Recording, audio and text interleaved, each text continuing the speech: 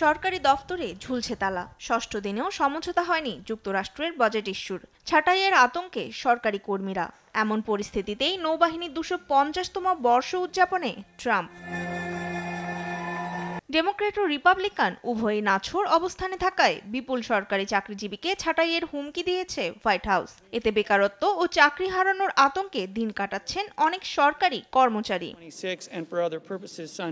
এমন রাজনৈতিক অস্থিরতা ও অর্থনৈতিক অনিশ্চয়তার মধ্যেই রোববার যুক্তরাষ্ট্রের ভার্জিনিয়ায় নৌবাহিনীর ২৫০তম বর্ষপূর্তির উদ্বোধনী অনুষ্ঠানে যোগ দিয়ে নৌবাহিনীর ভূয়সী প্রশংসা করেন ট্রাম্প।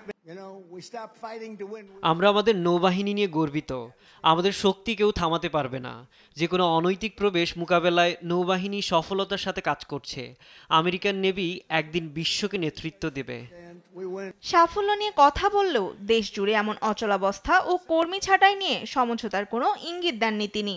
দেশের এমন অস্থিরতার পেছনে ট্রাম্প দায়ী করেন ডেমোক্র্যাটদের। সেই সঙ্গে নৌবাহিনীর অনুষ্ঠান বানচালের ষড়যন্ত্রে এ অচলাবস্থা তৈরি করেছে বলেও মন্তব্য করেন তিনি।